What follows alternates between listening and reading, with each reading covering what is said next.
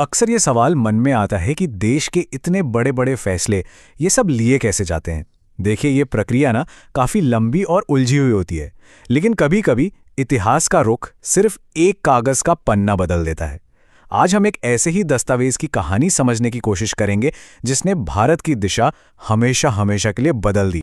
तो ये है वो कागज़, 13 अगस्त 1990 का एक सरकारी आदेश। अब देखने में तो ये एक बिल्कुल आम सा सरकारी कागज़ लग रहा है ना। इसका एक लंबा चौड़ा सा नंबर भी है।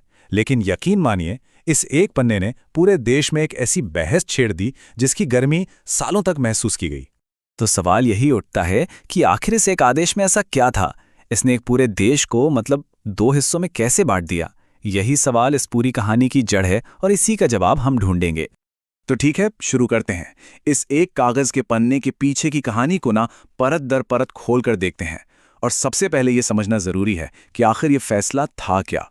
इस पूरे आदेश का जो सार था ना, वो एक नंबर में छिपा था, 27%। जी हाँ, इस आदेश ने भारत सरकार के अंदर जितनी भी सिविल पोस्ट और सर्विसेज थीं, उनमें से 27% सीटें सामाजिक और शैक्षिक रूप से पिछड़े वर्गों यानी socially and educationally backward classes या एसईबीसीज के लिए रिजर्व कर दे। अब देखिए, सवाल ये भी है कि इतना बड़ा फैसला आखिर लेता कौन है। ये किसी एक व्यक्ति का काम तो हो नहीं सकता। इसके पीछे देश की सबसे बड़ी बड़ी संस्थाएं काम करती हैं, जैसे कि प्रधानमंत्री और उनकी कैबिनेट जो असल में फैसला लेते हैं। फिर है संसद, जहां इस पर जमकर बहस होती है।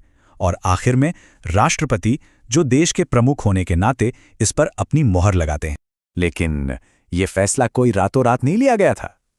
नहीं, इसकी एक बहुत लंबी कहानी है, एक वादे की कहानी।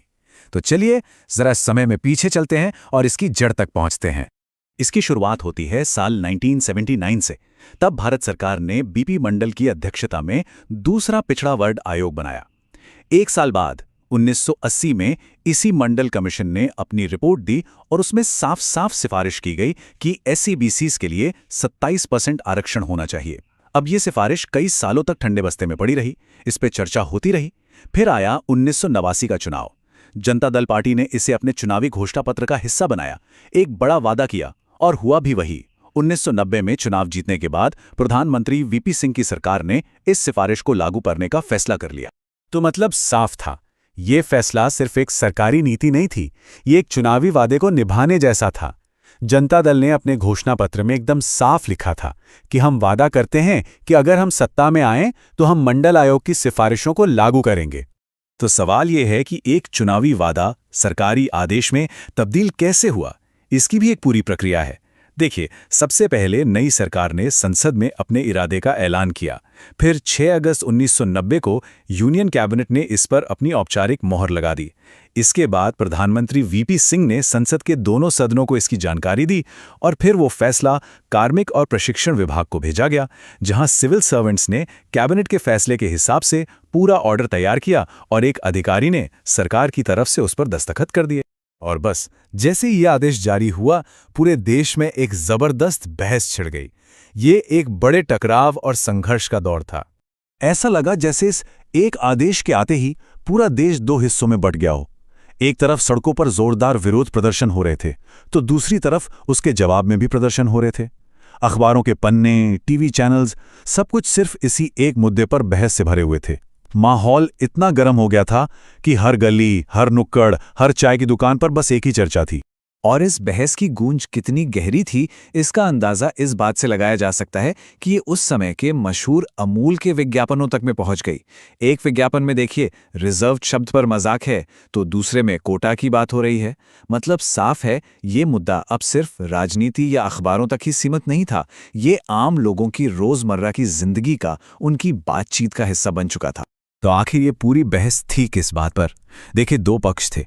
एक तरफ आरक्षण के जो समर्थक थे, उनका तर्क था कि ये उन समुदायों को एक बराबरी का मौका देने के लिए बेहद जरूरी है, जिन्हें सदियों से ऐतिहासिक रूप से मौकों से दूर रखा गया। वहीं दूसरी तरफ जो लोग इसका विरोध कर रहे थे, उनकी दलील थी कि इससे मेरिट यानी योग्यता को अनदेखा किया जाएगा और जो लोग पिछड़े समुदायों से नहीं हैं, उनके लिए अवसर कम हो जाएंगे। एक डर ये भी था कि कहीं इससे जाति के आधार पर समाज और ज्यादा न बढ़ जाए।